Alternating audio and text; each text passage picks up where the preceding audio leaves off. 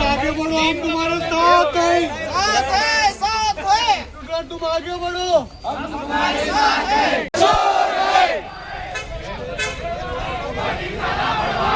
गली गली में शोर है, मोदी साहब चोर है, गली गली में शोर है, मोदी साहब चोर है। तोरण वांचू तुम आगे बढ़ो, हम तुम्हारे साथ हैं, तोरण वांचू तुम आगे बढ़ो, हम तुम्हारे साथ हैं। इनकलाब जिंदाबाद, इनकलाब जिंदाबाद, इंशाअल्लाह मुर्दाबाद, इनकलाब जिंदाबाद, इनकलाब जिंदाबाद। ನೀಡಲೇಬೇಕು, ನೀಡಲೇಬೇಕು, ನೀಡಲೇಬೇಕು, ಕೇಂದ್ರ ಶಿಕ್ಷಣ ಸಚಿವ ರಾಜೀನಾಮೆ ನೀಡಲೇಬೇಕು, ನೀಡಲೇಬೇಕು, ನೀಡಲೇಬೇಕು। आवाज दो, नहीं चलेगी, नहीं चलेगी, तानाशाही नहीं चलेगी, नहीं चलेगी, नहीं चलेगी, तानाशाही नहीं चलेगी। ವಿದ್ಯಾರ್ಥಿ ವಜನ ಮೇಲೆ ದೌರ್ಜನ್ಯ ಮಾಡಿದ ಕೇಂದ್ರ ಸರ್ಕಾರಕ್ಕೆ, ಧಿಕ್ಕಾರ, ಧಿಕ್ಕಾರ, ವಿದ್ಯಾರ್ಥಿ ವಜನ ಮೇಲೆ ದೌರ್ಜನ್ಯ ಮಾಡಿದ ಕೇಂದ್ರ ಸರ್ಕಾರಕ್ಕೆ, ಧಿಕ್ಕಾರ, ಧಿಕ್ಕಾರ। ಇನ್ಕಿಲಾಬ್ जिंदाबाद, ಇನ್ಕಿಲಾಬ್ जिंदाबाद, ಇನ್ಕಿಲಾಬ್ जिंदाबाद, मुर्दाबाद मुर्दाबाद मुर्दाबाद मुर्दाबाद मोदी सरकार मुर्दाबाद, मोदी साला बड़वा है। ಧಾರ್ಮಿಕತೆಯನ್ನು ಬೋಧಿಸಬೇಡಿ, ನಿಮ್ಮ ಮಕ್ಕಳಿಗೆ ಧಾರ್ಮಿಕತೆಯನ್ನು ಬೋಧಿಸಬೇಡಿ, ಅವರು ಮೂಢನಂಬಿಕೆಯ ಗುಲಾಮರಾಗ್ತಾರೆ. ನಿಮ್ಮ ಮಕ್ಕಳಿಗೆ ಒಳ್ಳೆಯ ಶಿಕ್ಷಣವನ್ನು ಕೊಡಿ, ಅವರು ಗುಲಾಮಗಿರಿಯನ್ನ ಮೆಟ್ಟಿ ನಿಲ್ತಾರೆ ಎನ್ನುವ ಮಾತನ್ನು ಹೇಳಿದ ಮಹಾನ್ ಮಾನವತಾವಾದಿ, ಪುಸ್ತಕ ಪ್ರೇಮಿ, ಜಗತ್ತಿನ ಘನಪಂಡಿತ, ವಿಶ್ವರತ್ನ, ಭಾರತ ರತ್ನ, ಸಂವಿಧಾನ ಶಿಲ್ಪಿ ಡಾಕ್ಟರ್ ಬಾಬಾ ಸಾಹೇಬ್ ಅಂಬೇಡ್ಕರ್ನ ಈ ವೇದಿಕೆ ಮೂಲಕ ನೆನೆಸ್ಕೊಳ್ತಾ, ಇವತ್ತು ಏನು ಜಂತರ್ ಮಂತರ್ನಲ್ಲಿ ವಿದ್ಯಾರ್ಥಿಗಳು ಏನು ಹೋರಾಟ ಮಾಡ್ತಿದ್ರಲ್ಲ, ಅದಕ್ಕೆ ವಿರೋಧಿಸಿ ಪೊಲೀಸರು ಏನು ಲಾಠಿ ಚಾರ್ಜ್, ದಿಲ್ಲಿ ಪೊಲೀಸರು ಏನು ಲಾಠಿ ಚಾರ್ಜ್ ಮಾಡಿದ್ರಲ್ಲ, ಅದನ್ನ ಇಲ್ಲಿ ನೆರೆದಿರುವ ಎಲ್ಲರ ಬೂಟು ಮೆಟ್ಟುಗಳ ಮೂಲಕ ವಿರೋಧವನ್ನ ಮಾಡ್ತಾ, ಇವತ್ತು ಭಾರತ ದೇಶ ಸರ್ವಾಧಿಕಾರಿ ಮತ್ತು ದಬ್ಬಾಳಿಕೆಯ ಮೂಲಕ ದೇಶ ಅವಸಾನದ ಅಂಚಿನಂತ ನಡೀತಾ ಇದೆ. ಹಾಗಾಗಿ ನಮ್ಮೆಲ್ಲ ವಿದ್ಯಾರ್ಥಿ ಯುವಜನರಿಗೆ ಒಳ್ಳೆಯ ಶಿಕ್ಷಣವನ್ನ ಕೊಡ್ತಾ ಇಲ್ಲ, ಉದ್ಯೋಗವನ್ನ ಕೊಡ್ತಾ ಇಲ್ಲ. ಉದ್ಯೋಗ ಕೊಡ್ರಿ, ನಮಗೆ ಕೆಲಸ ಕೊಡ್ರಿ ಅಂತ ಹೇಳಿ ಕೇಳಕ್ ಹೋದ್ರೆ ವಿದ್ಯಾರ್ಥಿಗಳಿಗೆ ಅವರು ಲಾಠಿ ಚಾರ್ಜ್ ಮಾಡಿದ್ದಾರೆ, ಕೊಲೆಯನ್ನು ಮಾಡಿದ್ದಾರೆ. ಪೇಪರ್ ಲೀಕ್ ಅನ್ನು ಮಾಡಿ 22 ವಿದ್ಯಾರ್ಥಿಗಳು ಆತ್ಮಹತ್ಯೆಯನ್ನು ಮಾಡಿದ್ರು. ಅದು ಆತ್ಮಹತ್ಯೆ ಅಂತ ಹೇಳೋದಿಲ್ಲ, ಈ ವೇದಿಕೆ ಮೂಲಕ ಅದು ಕೊಲೆ ಅಂತೇಳಿ ಆಗಿ ಅದರ ನೈತಿಕ ಹೊಣೆಯನ್ನು ಹೊತ್ತು ಮೋದಿ, ಶಿಕ್ಷಣ ಮಂತ್ರಿ ಅಲ್ಲ, ಮೋದಿನೇ ನೈತಿಕ ಹೊಣೆ ಹೊತ್ತು ರಾಜೀನಾಮೆ ನೀಡಬೇಕು. ಇಲ್ದಿದ್ರೆ ಹೊತ್ತಿ ಉರಿತದೆ ದೇಶ ಅನ್ನುವ ಮಾತನ್ನ ಈ ವೇದಿಕೆ ಮೂಲಕ ಹೇಳ್ತಾ, ನನಗೆ ಮಾತಾಡಲಿಕ್ಕೆ ಅವಕಾಶ ಮಾಡಿಕೊಟ್ಟ ತಮ್ಮೆಲ್ಲರಿಗೂ ವಂದಿಸ್ತಾ, ಇದು ಹೋರಾಟ ಹಾಗೆ ಅವರ ಧರ್ಮೇಂದ್ರ ಪ್ರಧಾನ್ ಮತ್ತು ಮೋದಿ, ಅಮಿತ್ ಶಾ ರಾಜೀನಾಮೆಯನ್ನ ಪಡೆದುಕೊಳ್ತಾನ ನಿಲ್ಲೋದಿಲ್ಲ ಅಂತ ಹೇಳ್ತಾ ನನ್ನ ಮಾತನ್ನು ಮುಗಿಸ್ತೇನೆ. ಜೈ ಭೀಮ್, ಜೈ ಭಾರತ್ ಮಾತಾ. ಇವತ್ತಿನ ದಿವಸ ನಮ್ಮ ಎಲ್ಲ ಯುವ ನ್ಯಾಯವಾದಿಗಳು ಇವತ್ತಿನ ದಿವಸ DC ಆಫೀಸ್ಗೆ ಬಂದು ನಾವು ಒಂದು ಮನವಿಯನ್ನು ಕೊಡ್ತಾ ಇದ್ದೀವಿ. ಮನವಿ ಏನಪ್ಪ ಅಂತಂದ್ರೆ, ಇವತ್ತಿನ ದಿವಸ all India exam NEET paper leak ಆಗಿದೆ. ಇಡೀ ದೇಶ ಒಳಗ ಗುರುತಿದೆ ಎಲ್ಲರಿಗೆ. ಒಂದು ಶಿಕ್ಷಣ ಮಟ್ಟ ಎಷ್ಟು ಕುಸಿದಿದೆ ಅಂತಂದ್ರೆ ತಾವು ನೋಡಬಹುದು. ಆ ನಿಟ್ಟಿನಲ್ಲಿ ಎಲ್ಲ ಆಲ್ ಇಂಡಿಯಾ ವಿದ್ಯಾರ್ಥಿಗಳು ಜಂತರ್ ಮಂತರ್ನಲ್ಲಿ ತಮ್ಮ ನ್ಯಾಯವಾದ ಬೇಡಿಕೆಯನ್ನು ಸರ್ಕಾರಕ್ಕೆ ಕೇಳಕ್ಕೆ ಹೋದಾಗ ಪಾಪ ಅಮಾಯಕ ವಿದ್ಯಾರ್ಥಿ ಮೇಲೆ ಲಾಠಿ ಚಾರ್ಜ್ ಮಾಡಿ, ಲಾಠಿ ಚಾರ್ಜ್ ಅಷ್ಟೇ ಅಲ್ಲ, ಅದು ನೋಡಿದ್ರೆ ನೀವು ಯಾವ ಗುಂಡಾನು ಮಾಡಂಗಿಲ್ಲ. ಆ ಟೈಪ್ ದಿಲ್ಲಿ ಪೊಲೀಸರು ಸರ್ಕಾರದ ಆದೇಶ ಮೇರೆಗೆ ಬಹಳ ಇದರಲ್ಲಿಂದ ಹೊಡೆದಿದ್ದಾರೆ. ಕೆಲವೊಂದು 20 ರಿಂದ 25 ವಿದ್ಯಾರ್ಥಿಗಳು ಡೆತ್ ಬೆಡ್ ಮೇಲೆ ಅದಾರ. ಒಂದು 20-22 ಮಂದಿ ಅವರು ಒಂದೊಂದು 2 ಮಾರ್ಕ್ಸ್ ಒಳಗೆ ಫೇಲ್ ಆದ ಕಾರಣ ಲೀಕ್ ಆಗ್ಯದ ಅಂತ ಹೇಳಿ ಆತ್ಮಹತ್ಯೆ ಮಾಡ್ಕೊಂಡು ನನ್ನ ಗೆಳೆಯರು ಇದೇ ಹೇಳಿದ್ರು, ಬನ್ಸೋಡಿ ಅವರು. ಅದು ಸೆಂಟ್ರಲ್ ಗೌರ್ಮೆಂಟ್ದಿಂದ ಅವರಿಗೆ ಕೊಲೆ ಮಾಡದಂತ ಆರೋಪ ಇದೆ. ಇದು ತಾವು ಎಲ್ಲ ಪಕ್ಷಪಾತ ಬಿಟ್ಟು ಮರೆತು ಎಲ್ಲ ಪಾರ್ಟಿದವರು ಅಲ್ಲಿ ಜಂತರ್ ಮಂತರ್ಗ ಮೋದಿ ಅಮಿತ್ ಶಾ ಅವ್ರ ಮನೆ ಮುಂದೆ ಸ್ಟ್ರೈಕ್ ಮಾಡಿದಾಗ ಧರ್ಮೇಂದ್ರ ಅವ್ರದ್ದು ನ್ಯಾಯಯುತ ಬೇಡಿಕೆ ಏನು ಭಾಳ ಇಲ್ಲ. ಇದು ಪೇಪರ್ ಲೀಕ್ ಆಗಿದೆ, ಎಜುಕೇಶನ್ ಮಿನಿಸ್ಟರ್ಗೆ ಚೇಂಜ್ ಮಾಡ್ರಿ ಅಂತ ಅಷ್ಟೇ ಕೇಳಿದಾಗ ಮೋದಿ ಅಮಿತ್ ಶಾ ಮೇಲೆ ಅದರ ಪರಿಣಾಮ ಆಗಿಲ್ಲ. ಅದಕ್ಕೆ ನಮ್ಮ ನ್ಯಾಯವತಿ ಬೇಡಿಕೆ ಅವ್ರ ಕಡೆ ಹೋಗಿ ನಾವು ಹೇಳಬೇಕಂದಾಗ ಎಷ್ಟು ದುಷ್ಟ ಪರಿಣಾಮ ಮಾಡಿದ್ದಾರೆ ಅವರು ಸ್ಟೂಡೆಂಟ್ ಮೇಲೆ. ಇದಕ್ಕೂ ಆಲ್ ಇಂಡಿಯಾ ಒಳಗೆ ಎಲ್ಲ ಖಂಡಿಸಿ ನಮ್ಮ ನ್ಯಾಯಗಳನ್ನು ಅದು ಖಂಡಿಸಿ ಅದರ ಅಕಸ್ಮಾತ್ ಇದು ಏನು ನಿಲ್ಲಿಲ್ಲ ಅಂದ್ರೆ ನಮ್ಮ ನ್ಯಾಯವಾದಿಗಳು ಅಲ್ಲಿ ಹಂಗೆ ಜಂತರ್ ಮಂತರ್ ಮೇಲೆ ನಾವು ಅದು ಆಗುವಾಗ ರಾಜೀನಾಮೆ ಅವ್ರು ಕೊಡಲ ತನಕ ಬಿಡಂಗಿಲ್ಲ. ಮುಂದಿನ ಇದರೊಳಗೆ ನಾವು DC ಆಫೀಸ್ ಮುಂದೆ ಜಂತರ್ ಮಂತರ್ ಅಂತ ಇಲ್ಲೇ ನಾವು ಧರಣಿ ಮಾಡ್ತೀವಿ ಅಂತ ಹೇಳಿ ಬಿಜಾಪುರ ಜಿಲ್ಲೆ ಜಂತರ್ ಮಂತರ್ ಇದೇ ನಮ್ಮದು. ಆ ನಿಟ್ಟಿನಲ್ಲಿ ಧರಣಿ ಮಾಡ್ತೀವಿ ಅಂತ ಹೇಳಿ ನಾಲ್ಕು ಮಾತಾಡಲಿಕ್ಕೆ ಜೈ ಹಿಂದ್, ಜೈ ಕರ್ನಾಟಕ, ಜೈ ವಕೀಲರು.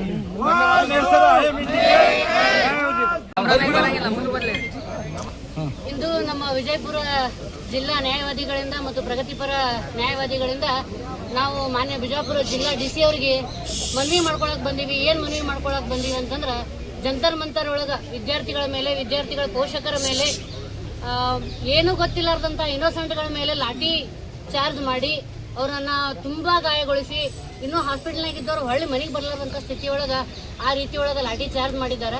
ಸೊ ಅವರನ್ನು ನಾವು ಖಂಡಿಸಿ ಇವತ್ತು ನಾವು ಜಿಲ್ಲಾ DC ಅವ್ರಿಗೆ ಮನವಿ ಕೊಡಕ್ಕೆ ಬಂದೀವಿ. ನಾವು ಧರ್ಮೇಂದ್ರ ಪ್ರಧಾನ್ ಅವ್ರಿಗೆ ಈ ಮೂಲಕ ಏನು ಕೇಳಕ್ಕೆ ಇಷ್ಟಪಡ್ತೀವಿ ಅಂದ್ರೆ, ನಿಮ್ಮ ರಾಮ ಮಂದಿರದ 200 ಕೋಟಿ ಎಲ್ಲಿ ಹೋಯ್ತಪ್ಪ ಅದು ನಾವು ಜಂತರ್ ಮಂತರ್ ಒಳಗೆ ಸ್ಟ್ರೈಕ್ ಮಾಡಕ್ಕೆ ಗೊತ್ತಿಲ್ಲ. ರಾಮ ಮಂದಿರದ ರೊಕ್ಕ ಎಲ್ಲಿ ಬಂತು, ಎಲ್ಲಿ ಹೋಯ್ತು ಅದನ್ನು ನಮಗೆ ಲೆಕ್ಕಾಚಾರ ಕೊಡ್ರಿ ಅಂತೇಳಿ ನಾವು ಜಂತರ್ ಮಂತರ್ ಒಳಗೆ ಸ್ಟ್ರೈಕ್ ಮಾಡಕ್ಕೆ ಗೊತ್ತಿಲ್ಲ. ನಮ್ದು ಹಕ್ಕ ಐತಿ. ನೀವೇನು ನೀಟ್ ಪರೀಕ್ಷೆ ಲೀಕ್ ಮಾಡಿದಿರಲ್ಲ, ಅದು ನಿಮ್ಮ ಕರ್ತವ್ಯ ಇತ್ತು. ಅದನ್ನು ಸಹಕಾರವಾಗಿ ನೀವು ನೀಟ್ ಪರೀಕ್ಷೆಯನ್ನು ಕಾರ್ಯಗತವಾಗಿ ರೂಪಿಸ್ಕೊಳ್ಬೇಕಾಗಿತ್ತು, ಅದನ್ನು ರೂಪಿಸ್ಕೊಂಡಿಲ್ಲ. ಇದೇ ಫಸ್ಟ್ ಅಲ್ಲ ನೀಟ್ ಪರೀಕ್ಷೆ ಲೀಕ್ ಆಗತ್ತಿದ್ದು. ಕ್ರಮೇಣವಾಗಿ ಮತ್ತೆ 15-16 ಸರ್ತಿ ಈ ತರ ನೀಟ್ ಪರೀಕ್ಷೆ ಲೀಕ್ ಆಗ್ತಾ ಇದೆ. ಅದಕ್ಕೋಸ್ಕರ ಅಲ್ಲಿ ಏನು ಜಂತರ್ ಮಂತರದಲ್ಲಿ ಸ್ಟ್ರೈಕಿಗೆ ಕೂತಿದ್ದಾರಲ್ಲ, ನಾವು ಅದಕ್ಕೋಸ್ಕರ ಇಲ್ಲಿ ನಾವು ಇವತ್ತು ಜಿಲ್ಲಾಧಿಕಾರಿಗಳಿಗೆ ಮನವಿ ಕೊಡಕ್ ಬಂದೀವಿ. ಅಲ್ಲಿ ಮಹಿಳೆಯರ ಮೇಲೆ ಮತ್ತೆ ವಿದ್ಯಾರ್ಥಿಗಳ ಮೇಲೆ ನಾವು ನೋಡ್ತೀವಿ ದಿನ ಸೋಷಿಯಲ್ ಮೀಡಿಯಾದಲ್ಲಿ ಯಾವ ರೀತಿ ಮಕ್ಕಳ ಮೇಲೆ ಹಲ್ಲೆ ಮಾಡ್ಲಕತ್ತಾರಪ್ಪ ಅಂತಂದ್ರೆ, ಮಕ್ಕಳೇ ಕುಂತು ಪ್ರೊಟೆಸ್ಟ್ ಮಾಡುವಂತ ಕಾರಣದಲ್ಲಿ ಇವ್ರು ಈ ತರ ಪೊಲೀಸರು ಹಲ್ಲೆ ಮಾಡ್ತಾರಂದ್ರೆ ಎಲ್ಲಿ ಬಂದು ನಿಂತದ ನಮ್ಮ ಪ್ರಜಾಪ್ರಭುತ್ವಕ್ಕೆ ರಾಜಕಾರಣಿಗಳು ಯಾಕೆ ಬೆಲೆ ಕೊಡಕತ್ತಿಲ್ಲ? ಅದೇ ಪ್ರಜಾಪ್ರಭುತ್ವದಿಂದ ಆ ಸೀಟಿಗೆ ಅವ್ರು ಬಂದಿರ್ತಾರಂದ್ರೆ ಪ್ರಜಾಪ್ರಭುತ್ವಕ್ಕೆ ಯಾಕೆ ಬೆಲೆ ಇಲ್ಲ? ನೀವು ಎಲೆಕ್ಷನ್ ಬಂದಾಗ ನಾವು ನಿಮ್ಮನ್ನ ಏನದ ನಿಮ್ಮದು ಏನದ ನಾವು ಅದನ್ನ ಮಾಡ್ಕೊಡ್ತೀವಿ, ನಿಮ್ ಕೆಲಸ ನಾವು ಮಾಡ್ಕೊಡ್ತೀವಿ, ಯಾವುದೇ ತೊಂದರೆಗಳು ಇಲ್ಲಾರ್ದಂಗೆ ನಿಮ್ಮನ್ನ ನಾವು ಮಾಡ್ಕೊಡ್ತೀವಿ ಅಂತ ಹೇಳಿ ನೀವು ಅಲ್ಲಿ ಮ್ಯಾಲ ನಿಮ್ಮ ಸೀಟ್ ಮೇಲೆ ಕುಂದಿರ್ತೀರಿ. ನಾವು ಅಲ್ಲಿ ಸದನಕ್ಕೆ ಬರ್ತೀವಿ, ನಿಮ್ ಸದನಕ್ಕೆ ಬರ್ತೀವಿ ಅಂದಾಗ ಹಿಂದಿನ ಭಾಗಲ್ಲೇ ಓಡ್ ಹೋಗ್ತೀರಿ ಅಂದ ಬಳಿಕ ನಿಮ್ಮದು ಯಾವ ಲೆಕ್ಕಕ್ಕೆ ಐತಿ? ಯಾವ ಲೆಕ್ಕಕ್ಕೆ ನೀವು ಎಜುಕೇಶನ್ ಮಿನಿಸ್ಟರ್ ಅದೀರಿ? ನಿಮ್ಮ ಮನೆಯಲ್ಲಿ ನಿಮ್ಮ ಮಕ್ಕಳು ನೀಟ್ ಪರೀಕ್ಷೆ ಕೊಡಂಗಿಲ್ಲ, ಯಾಕಂದ್ರೆ ನೀವು ಗಳಿಸಿಟ್ಟಿರ್ತೀರಿ. ಅವ್ರಿಗೆ ನೀಟ್ ಪರೀಕ್ಷೆ ಕೊಡೋ ಅವಶ್ಯಕತೆ ಅವ್ರಿಗೆ ಇರಂಗಿಲ್ಲ. ಈ ಬಡವ್ರ ಮಕ್ಕಳು ನೀಟ್ ಪರೀಕ್ಷೆ ಕೊಡಿರ್ತಾರ, ಅವ್ರಿಗೇನೆ ಬೇಕಾಗಿರ್ತದೆ ಸೀಟ್. ನೀಟ್ ಪರೀಕ್ಷೆ ಅಡಿಯಲ್ಲಿ ಅವ್ರಿಗೇನೆ ನಾವು ವೈದ್ಯಕೀಯ ಸೀಟ್ ಬೇಕಾಗಿರ್ತದೆ, ಇನ್ನು ಉಳಿದ ಸೀಟ್ ಬೇಕಾಗಿರ್ತದೆ. ಅದರಲ್ಲೇ ನಾವು ಬೆಂಬಲ ಕೊಟ್ಕೊಂಡು ನಾವು ಮಾಡ್ಬೇಕನ್ನೋ ಸಂದರ್ಭದಾಗ ನೀವು ನೀಟ್ ಪರೀಕ್ಷೆಯನ್ನು ಕೂಡ ಲೀಕ್ ಮಾಡಿ, ಆ ನೀಟ್ ಪರೀಕ್ಷೆ ಲೀಕ್ ಮಾಡಿದ ಕಾರಣಕ್ಕಾಗಿನೂ ನಾವು ನಮ್ಮ ಹಕ್ಕನ್ನು ನಾವು ಪಡ್ಕೊಳ್ಬೇಕಂತೇಳಿ ನಾವು ಸುಮಾರು 22 ನಾವು ಸ್ಟ್ರೈಕ್ ಮಾಡತ್ತೀವಿ ಅಂತಂದ್ರೆ ಅದಕ್ಕೆ ಬೆಲೆ ಇಲ್ಲ ಅಂತ ಹೇಳಿ ಅಂದ್ಬಳಕ ನಿಮ್ಮಂತ ಕೇಂದ್ರ ಸರ್ಕಾರ ಇದ್ರು ಅಷ್ಟೇ, ಹೋದ್ರು ಅಷ್ಟೇ ಅದ. ನೀವು ಈಗೇನು ನಾವು ಧರ್ಮೇಂದ್ರ ಪ್ರಧಾನ್ ಅವರಿಗೆ 20 ದಿನಗಳವರೆಗೆ ಅವರು ಅವಧಿಯನ್ನು ಕೊಟ್ಟಿದ್ರು, ನೀವು ಅದನ್ನ ರಿಸೈನ್ ಮಾಡ್ರಿ ಅಂತೇಳಿ. ಧರ್ಮೇಂದ್ರ ಪ್ರಧಾನ್ ಅವರು 20 ದಿನ ಆಗಿ 22, 23ನೇ ದಿನ ಹೊಂಟದ. ಅವ್ರು ಇನ್ನಾದರೂ ರಿಸೈನ್ ಮಾಡೋ ಅವಕಾಶನೇ ಕಾಣ್ತಾ ಇಲ್ಲ. ಈ ಮೂಲಕ ನಾವೇನ್ ಹೇಳಕತ್ತೀವಪ್ಪ ಅಂತಂದ್ರೆ, ಈಗ ನಾವು ಯಾವ ನಿಟ್ಟಿಗೆ ಬಂದಿದ್ದೀವಿ ಅಂದ್ರೆ ನರೇಂದ್ರ ಮೋದಿ, ಮಾನ್ಯ ಪ್ರಧಾನ ಮಂತ್ರಿ ನರೇಂದ್ರ ಮೋದಿ ಅವರೇ ರಿಸೈನ್ ಮಾಡ್ಬೇಕನ್ನೋ ಕಾರಣಕ್ಕೆ ಬಂದಿರ್ತೀವಿ. ಈಗ ಮೊನ್ನೆ 4 ದಿನದ ಹಿಂದ್ಗಡೆನೆ ನಾವು ನೋಡಿದ್ವಿ, DVP ಅವರು ಒಂದು ಕಾರ್ಯಕ್ರಮ ಮಾಡಿದ್ರು ಇದೇ ಜಂತರ್ ಮಂತರ್ ಕುರಿತು. ಒಂದು ಹುಡುಗಿ ಬಹಳ ಚೆನ್ನಾಗಿ ಮಾತಾಡಲಿಕ್ಕೆ ವಾಂಗ್ಚುಕ್ ನಾವು ಅರ್ಬಿ ಹಾಕೊಂಡು ತಗೊಂಡು ಹೋದ್ರು. ಅವ್ರು ಅಂಥದ್ದೇನ್ ಮಾಡಿದ್ರು, ಒಂದು ಹೆಣ ತಗೊಂಡು ಹೋದ್ರು. ಈ ರೀತಿ ಮಾಡಬಾರ್ದು ಅಂತ ಹೇಳಿ ಅವ್ರು ಮಾತಾಡಿದ್ದು ಸೋಷಿಯಲ್ ಮೀಡಿಯಾದಾಗ ಹರಿದಾಡುವಂತ ಸಂದರ್ಭದಲ್ಲಿ ಸೋಷಿಯಲ್ ಮೀಡಿಯಾದಾಗ ನಾವು ಕಮೆಂಟ್ ನೋಡಿದಾಗ ನಮಗೆ ನಾಚಿಗೆ ಬರ್ತದ. ನೀವು ಯಾವ ಪಕ್ಷದವ್ರು ಯಾಕೆ ಇರಲತ್ರಿ? ಒಬ್ಬ ಹೆಣ್ಮಗಳು ಒಂದು ವಿಷಯದ ಕುರಿತು ಮಾತಾಡ್ಲಕತ್ತಾಳಂದ್ರ ಆ ವಿಷಯ ಎಷ್ಟು ಕಾರಣ ಆಗ್ಯದ, ಎಷ್ಟು ದೇಶದಲ್ಲಿ ಚರ್ಚೆ ಆಗ್ಯದ, ಗಂಭೀರ ಆಗ್ಯದ ಅಂತ ಅನ್ನುವಂಥದ್ದು ನಾವು ಜನಸಾಮಾನ್ಯರು ನಾಗರಿಕರು ಅದನ್ನ ವಿಚಾರ ಮಾಡ್ಬೇಕು. ಅದನ್ನ ಬಿಟ್ಟು ನೀವು ಮನೆಗೆ ಹೋಗ್ಕೊಂಡ್ರು, ನಿನಗ ಕಾಂಗ್ರೆಸ್ ಕದಿ, ನೀ BJP ಕದಿ, ನೀ ಬಕೆಟ್ ಹಿಡಿಯಕದಿ, ಇಂಥವೆಲ್ಲ ಮಾತಾಡಿದ್ರೆ ಯಾವ ಹೆಣ್ಮಕ್ಳು ಯಾವ ನಾಗರಿಕರು ಮುಂದೆ ಬಂದು ಪ್ರಶ್ನೆ ಮಾಡ್ತಾರ? ನಾವು ಪ್ರಶ್ನೆ ಮಾಡ್ಲಿಲ್ಲ ಅಂದ್ರೆ ನಾವು ಹಕ್ಕು ಯಾವ ಸಿಗ್ತದ ನಮಗ? ಅದಕ್ಕೋಸ್ಕರ ಇವತ್ತು ನಾವು ಎಲ್ಲ ನ್ಯಾಯವಾದಿಗಳು, ಬಿಜಾಪುರ ನ್ಯಾಯವಾದಿಗಳು, ಪ್ರಗತಿಪರ ಸಂಘದ ನ್ಯಾಯವಾದಿಗಳು ಎಲ್ಲರೂ ಸೇರಿ ಮಾನ್ಯ ಜಿಲ್ಲಾಧಿಕಾರಿಗಳಿಗೆ ಈ ಮೂಲಕ ನಾವು ಖಂಡನೆಯನ್ನು ವ್ಯಕ್ತಪಡಿಸ್ತೀವಿ ಮತ್ತು ನಮ್ಮ ಮನವಿಯನ್ನು ಕೂಡ ನಾವು ಸಲ್ಲಿಸ್ತಾ ಇದ್ದೀವಿ. मैं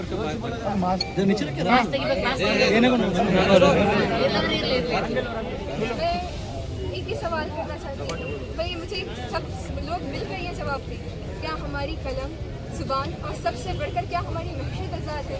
नहीं, बिल्कुल नहीं। हमारे यहाँ तो बोलने पे पाबंदी, सोचने पे ताज़ीरें, पाँव में गुलामी की आज भी है जंजीरें। आज ज़र्ब आखिर है, बात चंद लोगों की, दिन है चंद लोगों का, रात चंद लोगों की, उठ के दर्दमंदों के, सुबह शाम मतलूबी, जिसमें तुम नहीं शामिल वो निज़ाम मतलूबी। और तुझे समझ तो नहीं, का जहर कौम की रग रग में उतार दिया गया है। तुम जियो हजारों साल, तुम खाते जाओ माल, तुम खींचो सबकी खाल, तुम तोड़ दो सारे जाल, तुम चलो सियासी चाल, तुम और बढ़ाओ माल, कानून तुम्हारी ढाल, तुम जियो हजारों साल, तुम जियो हजारों साल। साझेदार सरमाएदार वडेरे मुफाद परस्त सियासतदान ही आज़ाद हैं, जिन्होंने इस मुल्क को अपनी जागीर और अवाम को अपना गुलाम समझे रखा है।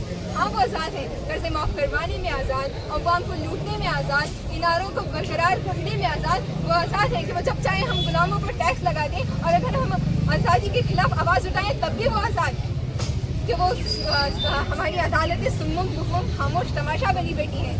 मैं आप सबसे इतनी रिक्वेस्ट करती हूँ, आप जहाँ हैं कहीं हैं ये फ़र्क नहीं पड़ता, अपनी लड़ाई आप दिल्ली के उन स्टूडेंट्स पे ना डालें, अपने हक की लड़ाई खुद लड़ें, जहाँ भी हैं प्लीज़ रैली प्रोटेस्ट निकालें। ಇವತ್ತು ಎಲ್ಲರೂ ಇಲ್ಲಿ ಒಗ್ಗಟ್ಟಾಗಿವಿ ಅಂದ್ರೆ ನಾವು ಯಾವುದೇ ಧಾರ್ಮಿಕ ಪ್ರೊಟೆಸ್ಟ್ಗಾಗಿ ನಾವು ಇಲ್ಲಿ ಇವತ್ತು ಯಾರು ಒಗ್ಗಟ್ಟಾಗಿಲ್ಲ.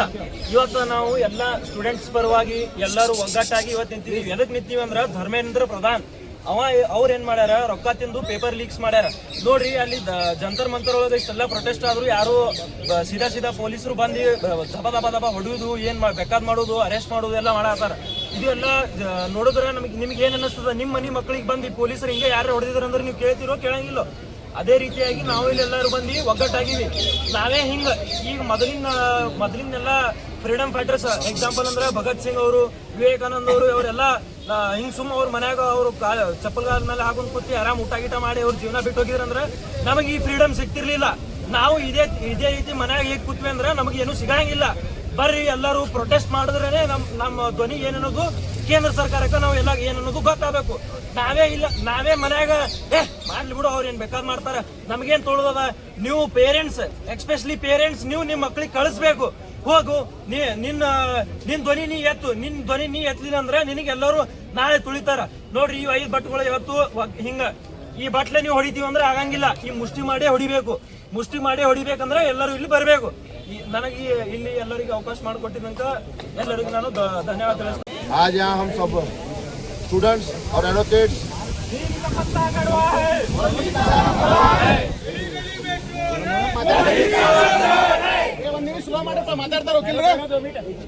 आज हम जो स्टूडेंट्स और एडवोकेट्स जमा हुए हैं, जो दिल्ली में जंतर मंतर में हो रहा है। जंतर मंतर में क्या हो रहा है? जंतर मंतर में कॉन्स्टिट्यूशन की मौत हो रही है, वो एक डेमोक्रेसी की मौत है। वहाँ पर पुलिस को आगे करते हुए मोदी सरकार वहाँ के स्टूडेंट्स को मार रही है। कैसे मार रही है? लाठियों से मार रही है, चप्पलों से मार रही है, पत्थरों से मार रही है। अरे हम पूछना चाहते हैं मोदी सरकार से कि आप क्या कर रहे हो, क्या जरूरत है? वो बच्चे क्या मांग रहे हैं आपसे? आपसे सिर्फ एक धर्मेंद्र प्रधान का इस्तीफा मांग रहे हैं। आप क्यों नहीं दे रहे धर्मेंद्र प्रधान? क्या है आपका उतना? धर्मेंद्र प्रधान से आपकी क्या उतनी मेल जोड़ है कि आप एक मंत्री का एक इस्तीफा भी नहीं दे सकते? आप इतने कमजोर हैं मोदी कि आप एक मंत्री का एक इस्तीफा भी नहीं ले सकते। इसके लिए आपको एक सोनम वांगचू आपको 20 दिन अनशन पर बैठना पड़ा।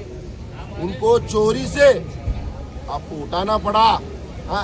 20-22 लोगों को मौत के घाट तक लाना पड़ा।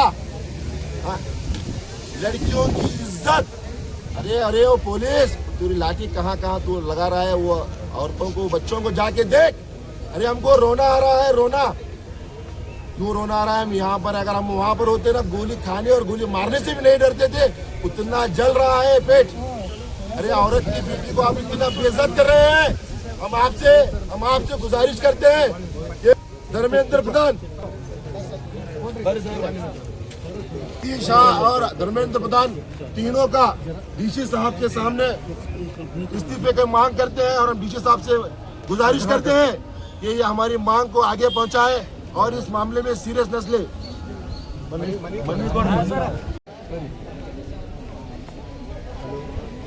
आवाज दो, आवाज दो,